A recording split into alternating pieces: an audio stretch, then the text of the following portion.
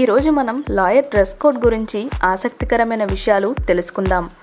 మన దేశంలో ప్రతి ఒక్క ప్రొఫెషన్కి ఒక డ్రెస్ కోడ్ ఉంటుంది. డాక్టర్లకు వైట్ టాఫ్రాన్, పోలీసులకు కాకి డ్రెస్, ఇలా ఒక్కొక్కరికి ఒక్కో రకమైన డ్రెస్ కోడ్ ఉంటుంది. ఇంజనీర్స్ని అయితే హెల్మెట్ పెట్టుకుంటే గుర్తుపడతాం. అయితే ప్రపంచంలో డాక్టర్స్ అందరికీ ఒకే కలర్ డ్రెస్ కోడ్ ఉన్న లాయర్ డ్రెస్ కోడ్ మాత్రం ఒక్కో దేశంలో ఒక్కో రకంగా ఉంటుంది. మరి మన దేశంలో లాయర్స్ డ్రెస్ కోడ్ గురించి ఇప్పుడు తెలుసుకుందాం. అయితే అంతకంటే ముందు మా ఛానల్ని సబ్స్క్రైబ్ చేయడం మాత్రం మర్చిపోకండి. మన దేశంలో ప్రస్తుతం లాయర్స్కి ఉన్న డ్రెస్ కోడ్ 16వ శతాబ్దంలోనిది. 1685వ సంవత్సరం ఫిబ్రవరిలో ఇంగ్లాండ్ రాజు చార్లెస్ II చనిపోయాడు. అప్పుడు ప్రజలందరూ నల్లటి పొడవైన గౌన్లు ధరించి తమ బాధను తెలిపారట.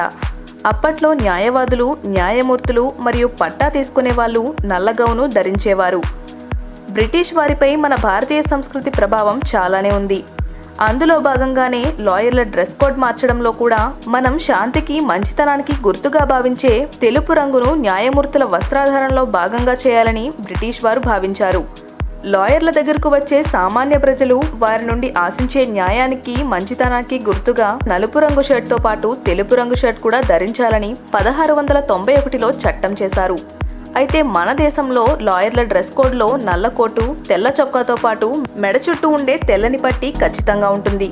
క్రైస్తవంలో 10 కమాండ్మెంట్స్కు ఒక విశిష్టత ఉంది.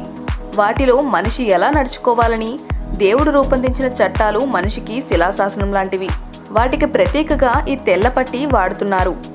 మనిషి జీవనంలో వాటికి ఎంత విశిష్టత ఉందో న్యాయవాదుల మెడలో ధరించే తెల్ల పట్టీకి అంతే విశిష్టత ఉంది. లాయర్ల డ్రెస్ కోడ్లో తెల్ల పట్టీ విధానం కూడా మనకు ఇంగ్లాండ్ వారి నుండి వచ్చింది. అదండి మన దేశంలో లాయర్ డ్రెస్ కోడ్ గురించి ఆసక్తికరమైన విషయాలు తెలుసుకున్నారు కదా. ఈ వీడియో కనుక మీకు నచ్చినట్టయితే లైక్ చేయండి, షేర్ చేయండి. మరిన్ని లేటెస్ట్ అప్డేట్స్ కోసం మా ఛానల్ని సబ్స్క్రైబ్ చేయండి.